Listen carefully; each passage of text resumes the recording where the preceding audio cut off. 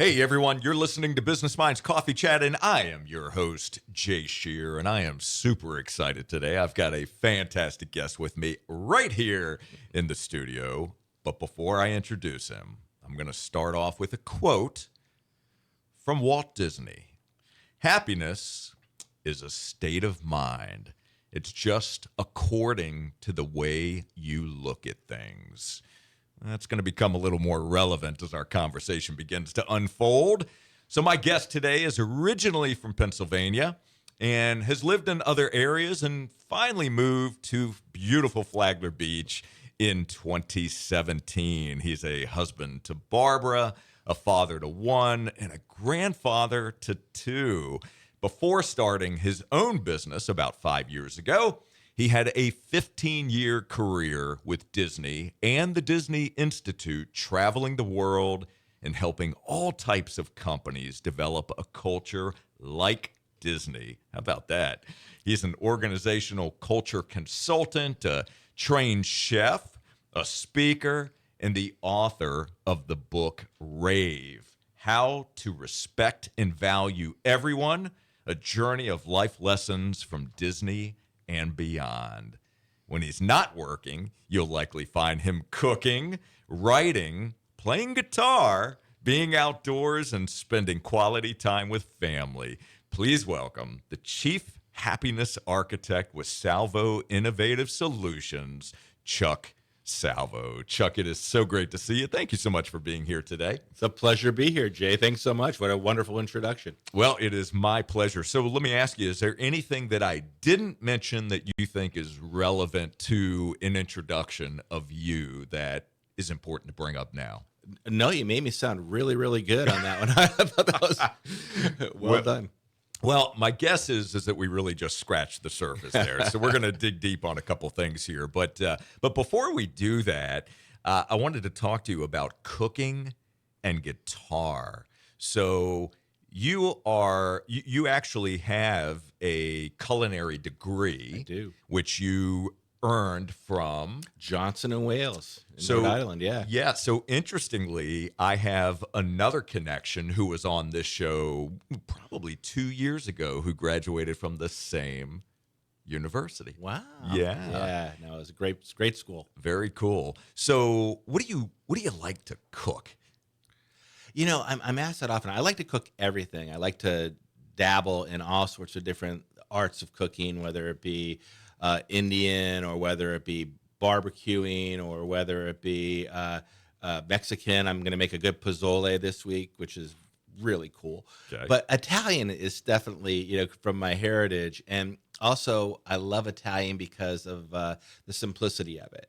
You could make something incredible. My favorite recipe is cacio e pepe, which is cheese and pepper. Oh, yum. And it's really just like a popper dish. That, like, a lot of these great dishes were from the early days. Is what do you have available and how do you cook it? But to use the pasta water to make a creamy sauce and no cream at all with no cream at all, and just the melding of 5 or 7 ingredients to make something spectacular. Wow. Okay, you're making my mouth water here.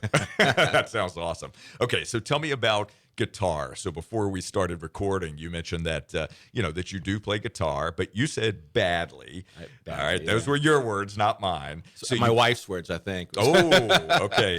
Barbara, if you're listening right now, do tell more. Do tell more. So you play an acoustic guitar. Yeah, acoustic. And do you play by ear? Can you read music? I could read chords. Okay. Yeah, but not notes. So I'm not very good at picking and all that. Just self-learned with the chords, and just really I love music, every kind of music. So for me, just to relax a little bit and to strum and to sing, which I'm also told poorly.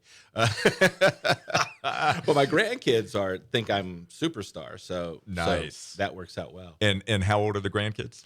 Oh, 8 and 12. 8 and 12. Okay, so when the grandkids are over and you're preparing one of these amazing culinary dishes and you pick up the guitar, what do the grandkids want to hear?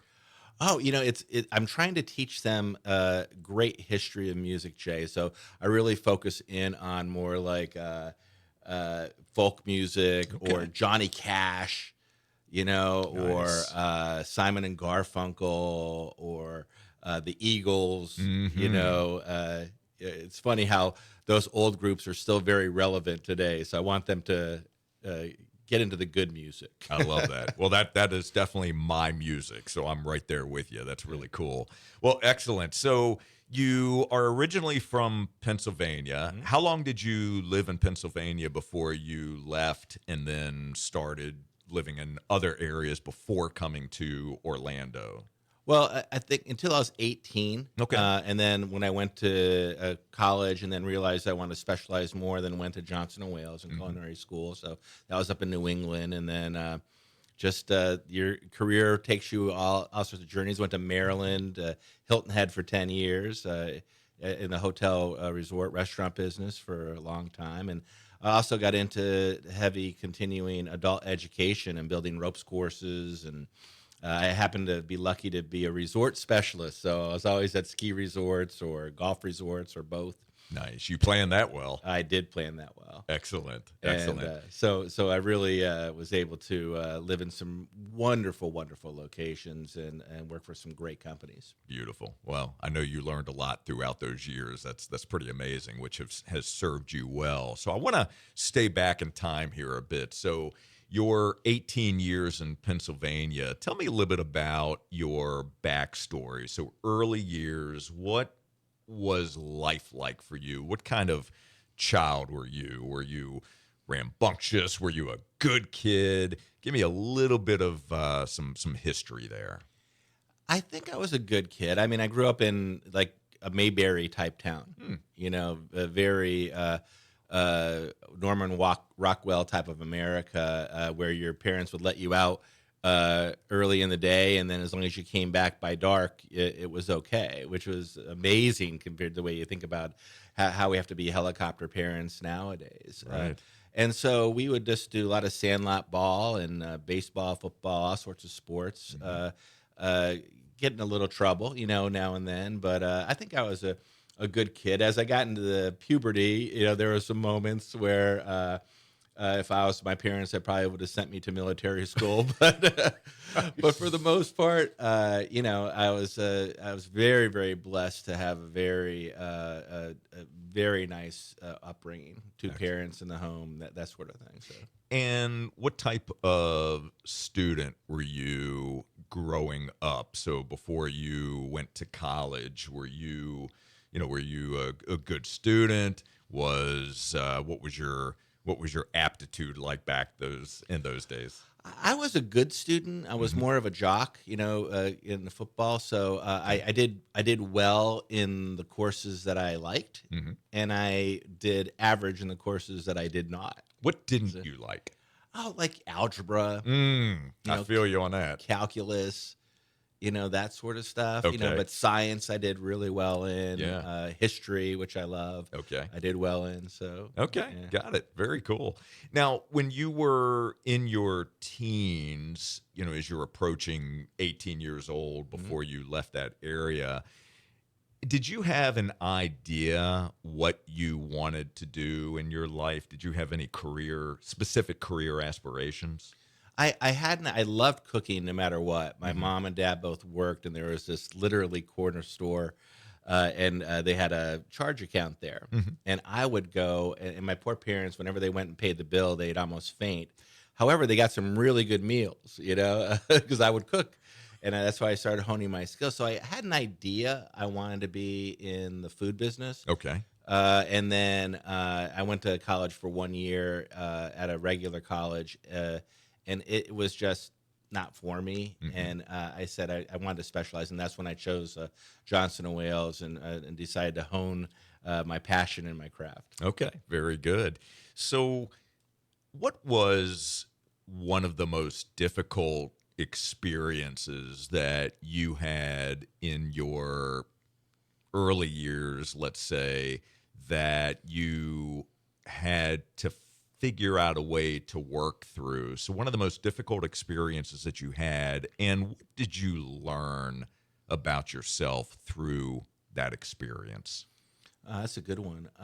I think really just learning to be on your own.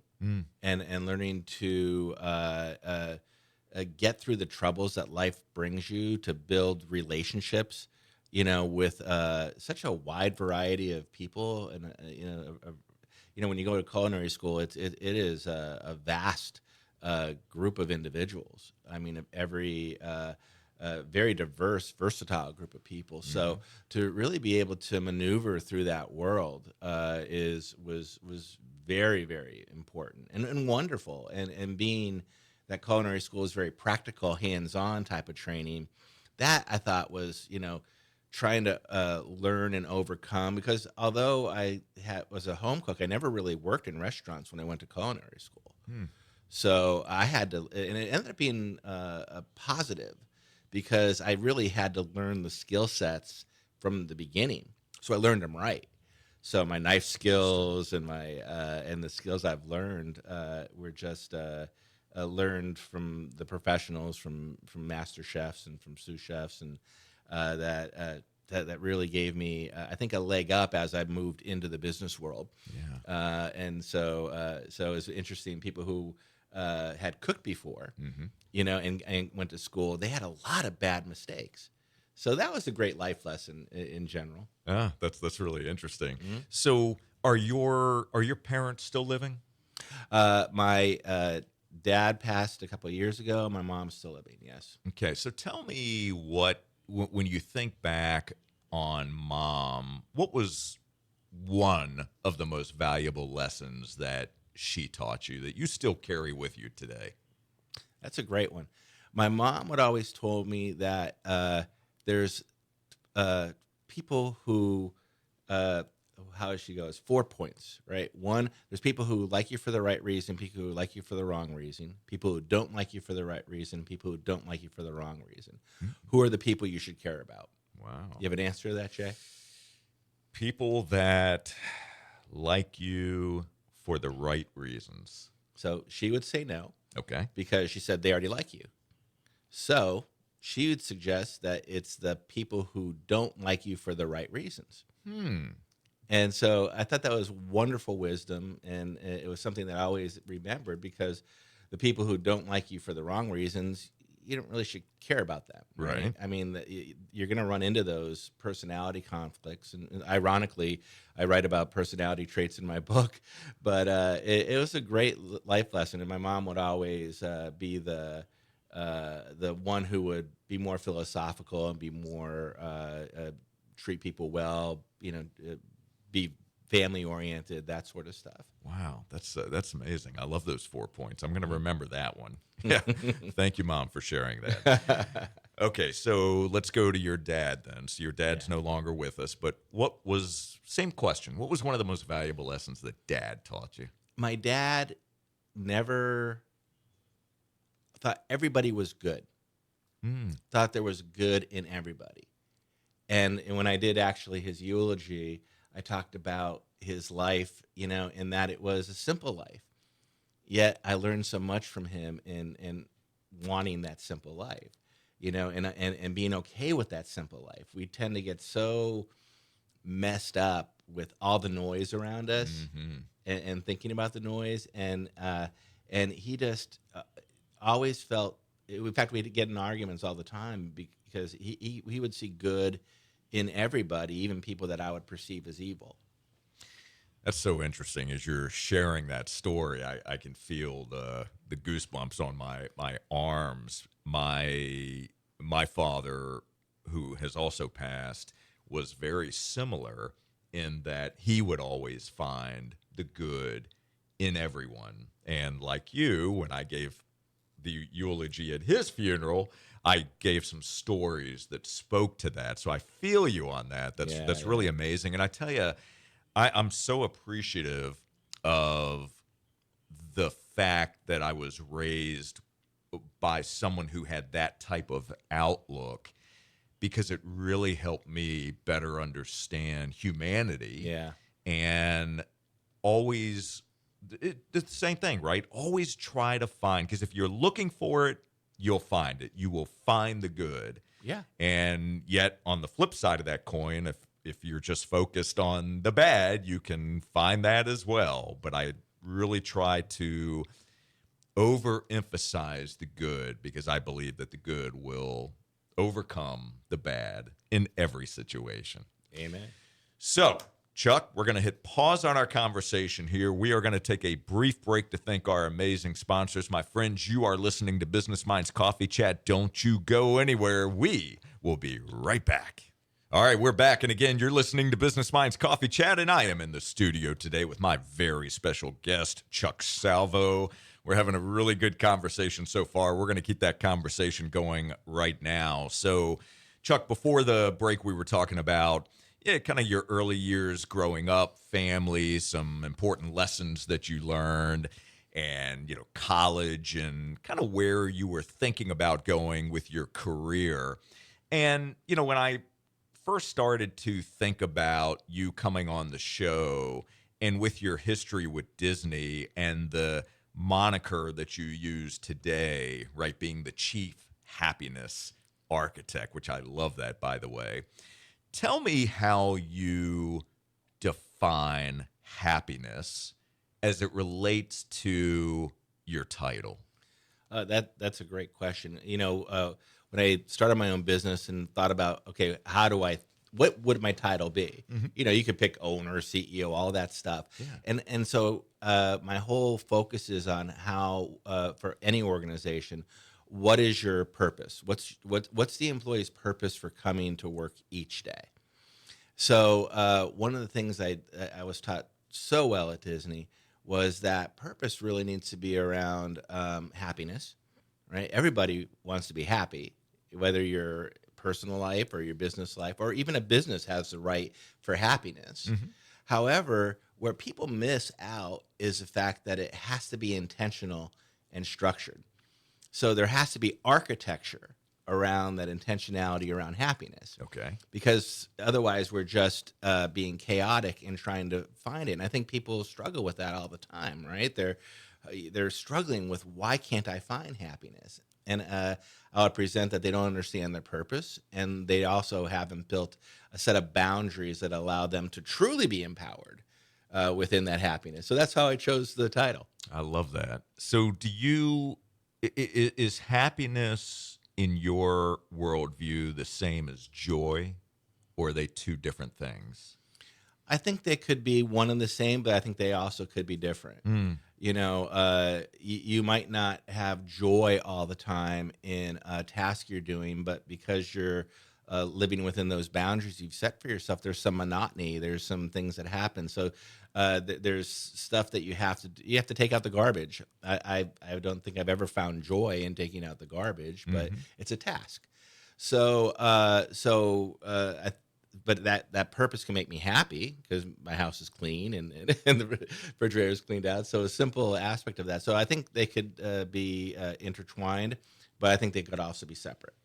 So it reminds me then of the Disney quote that I gave at the top of the show, that happiness really is a state of mind.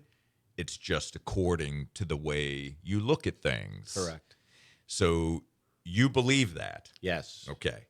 I do too. Mm-hmm. And I think sometimes, and I want to back up for just a moment, because I don't look at things from let's say, a Pollyannish viewpoint, right? But I do try to really look for, kind of like what we were talking about, our fathers, right? Looking for the good. So I look to find happiness in the things that I'm doing. They are often very hard things, but when I kind of pull the lens back and look at what happens, right? What's the outcome? If the outcome is tied to something that can bring happiness to my life, to others' lives, then to me, and I'm setting healthy boundaries and saying yes to the things that matter and no to the things that don't, that's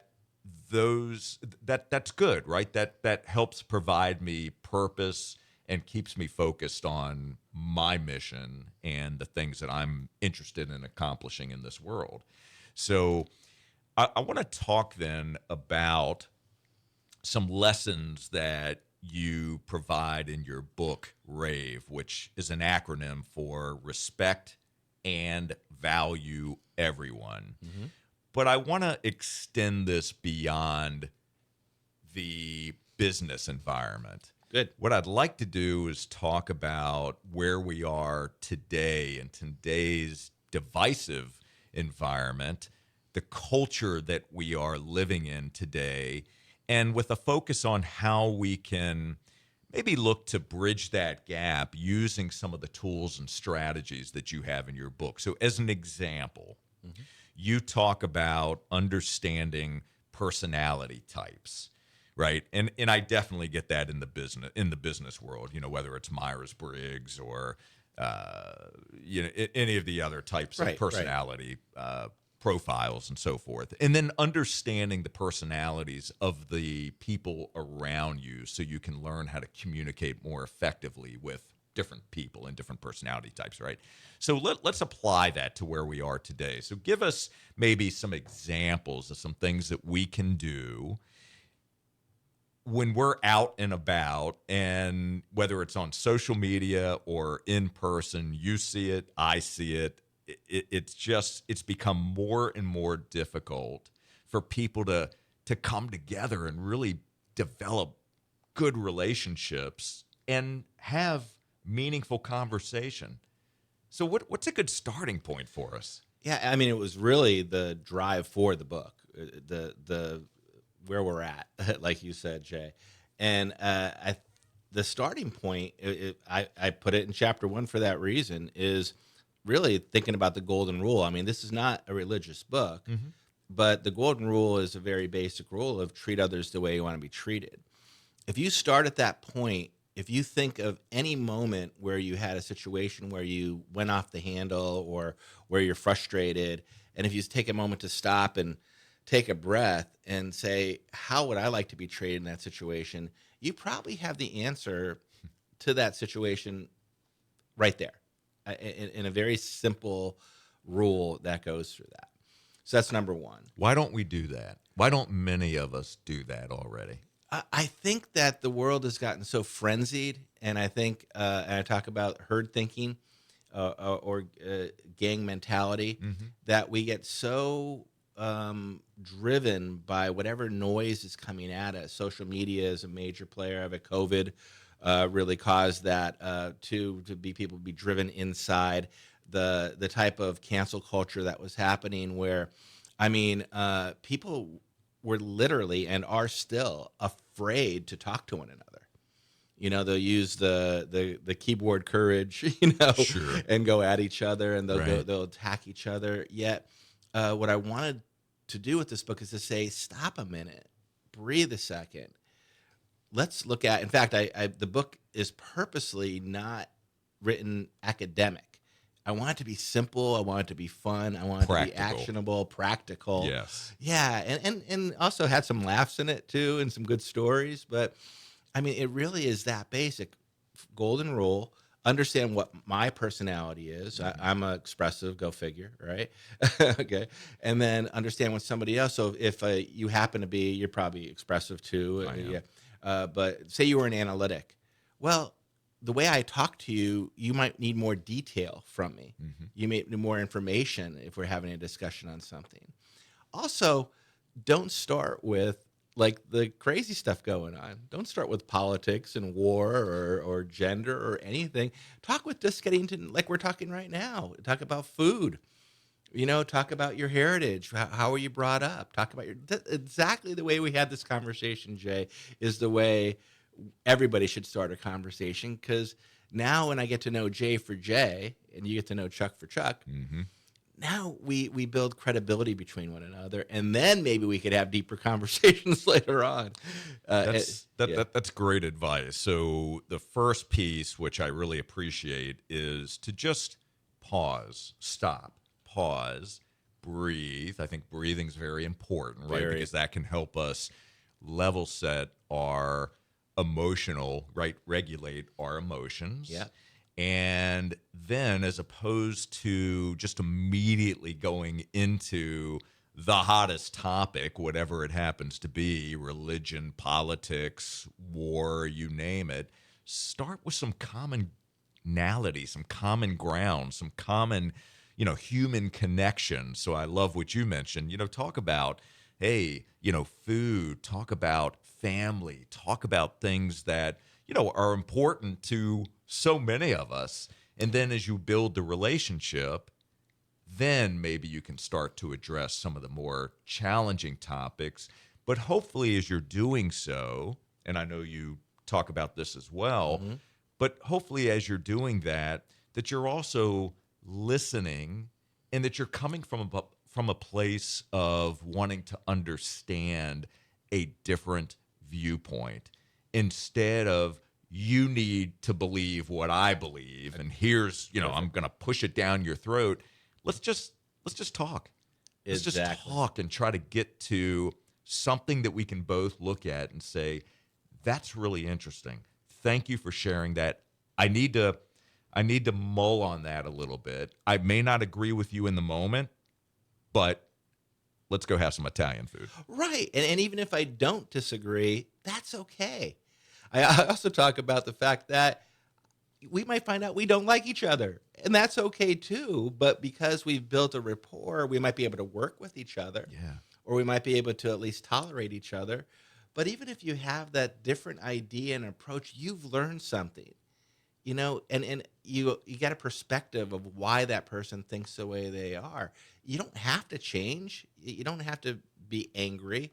And by the way, most people, everybody, if you read the media, you think people are either all the way to the left or all the way to the right, and that's just not true. Mm, People are somewhere in the middle, and depending on the topic, they can flip flop, that's right? exactly And right. where they're at. So once you start talking to people, you realize that this media-driven division, although real, isn't as acute as people think it is once you get to build a relationship one-on-one. Yeah, that is so good. I appreciate you sharing that. So, as we are wrapping up our conversation today, I would love it if, very briefly, if you would give all of us a challenge. What is one thing that you would challenge us to do starting immediately?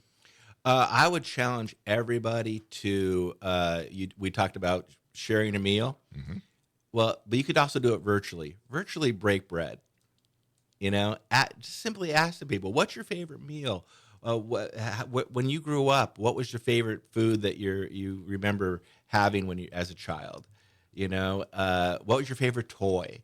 And then have a conversation on that, and start slow, and start simple, and go in with the golden rule. Just simply, if you could go back to treat everybody the way you want to be treated, I think everything will be golden. So good. That's a great challenge. My friends, I hope you will take us up on that one. It is so good.